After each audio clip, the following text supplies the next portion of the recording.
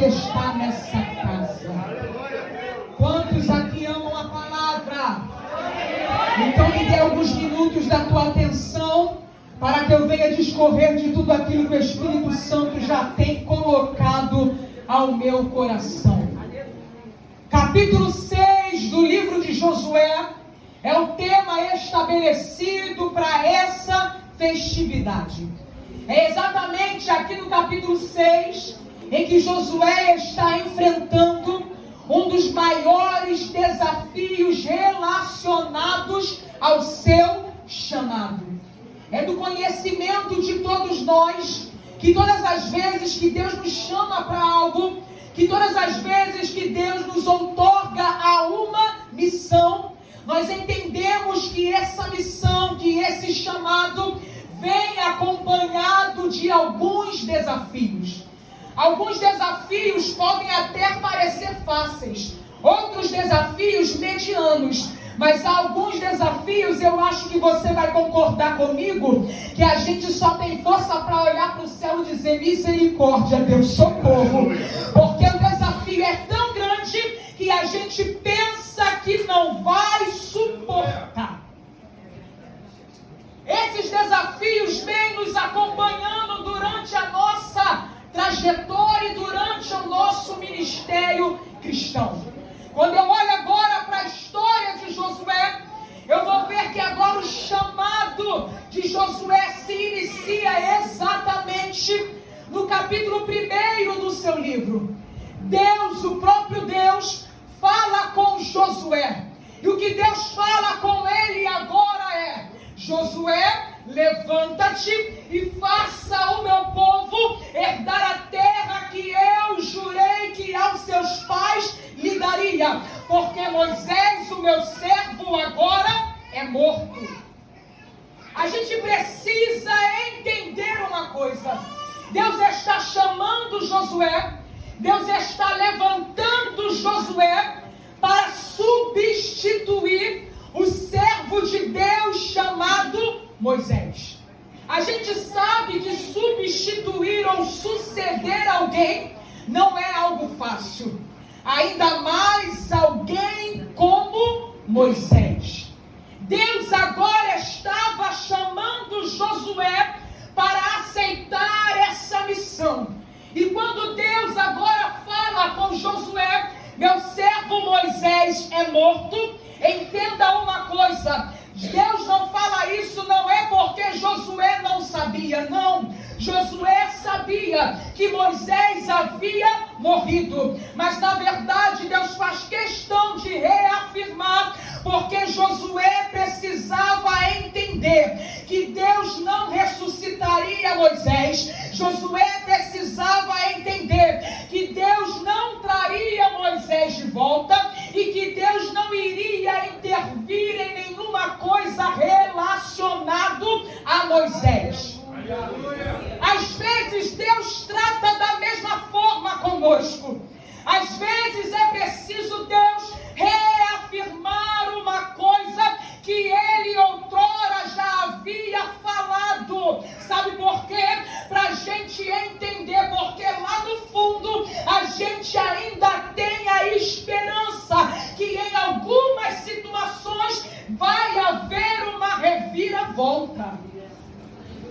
A gente ainda tem a esperança que o céu ainda vai entrar com providência. Porque a gente sabe que na terra, para o homem terminou, mas para Deus ele ainda não deu a última palavra. E a gente ainda prefere continuar firme na última palavra que o Senhor dá. Algumas das vezes a gente sabe, já ouviu muito testemunho, que na terra para alguém morreu, mas para Deus não. Aleluia, acabou de ser louvado, ainda tem vida aí, ainda que esteja em cima do caixão, na pedra, aleluia, com o laudo médico dizendo que acabou.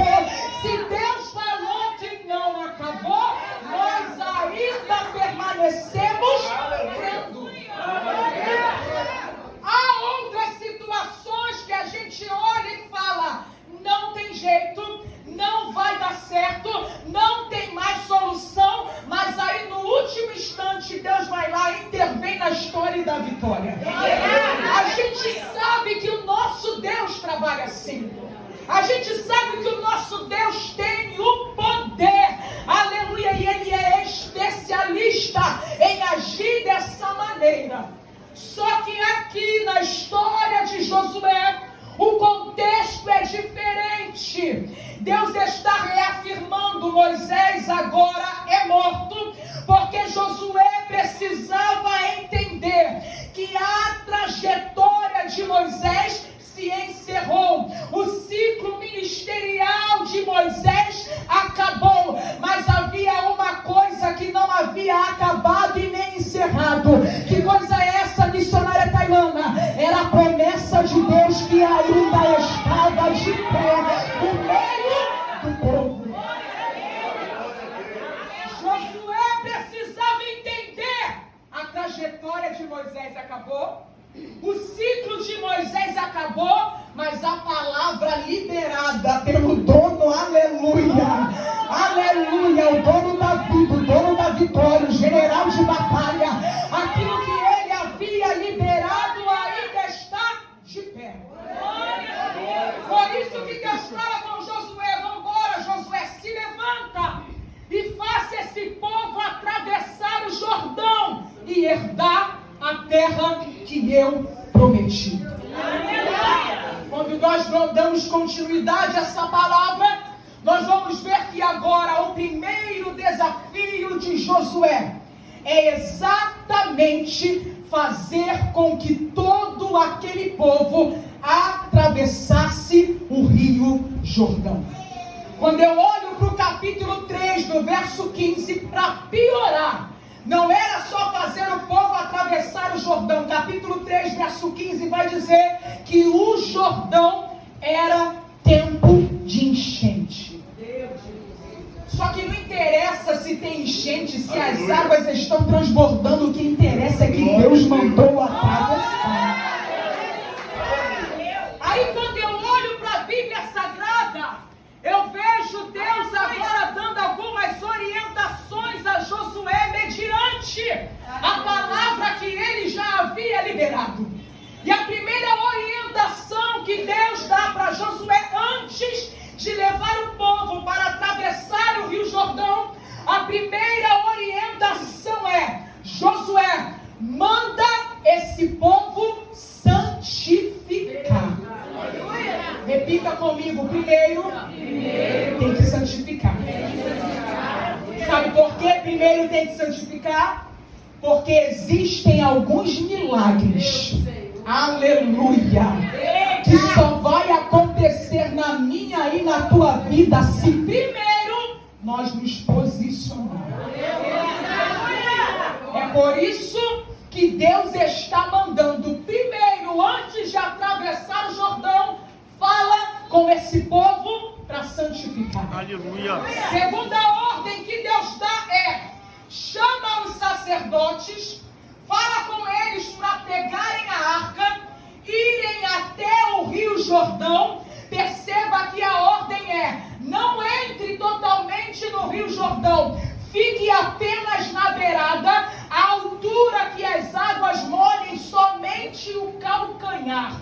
Deus dá uma estratégia específica. E quando os sacerdotes pisaram nas águas do Jordão, a Bíblia vai dizer que o Jordão foi aberto, as águas se abriram. E entenda uma coisa: depois que as águas se abriram, os sacerdotes segurando a arca deveriam se posicionar no meio, dentro do Jordão, porque havia uma palavra liberada por Deus. E que palavra era essa, missionária Tailana? A palavra era que nenhuma alma deveria ficar para trás.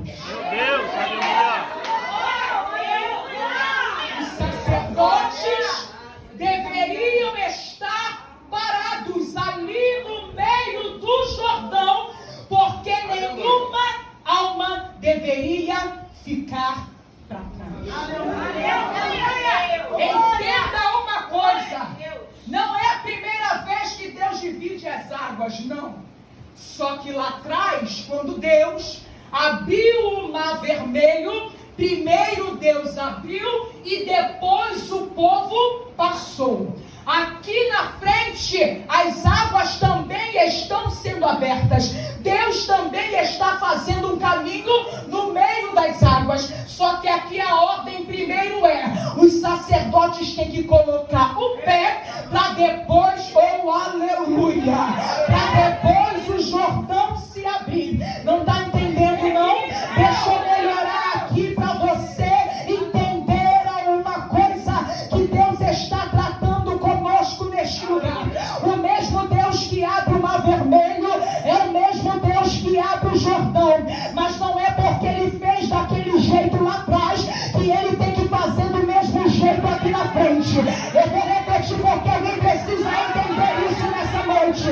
O mesmo Deus que abre o mar vermelho é o mesmo que abre o Rio Jordão, mas entenda uma coisa: os métodos que Ele utiliza não precisa ser igual. Não é porque na vida da irmã Maria Ele fez um jeito que Ele vai fazer a tua igual. Não é porque a cura de um veio de um jeito que a tua cura vai vir da mesma maneira. Não, missionária, não. Não me importa qual é o método a ser utilizado. O que me importa é que se Ele decretou a vitória, o milagre vai acontecer.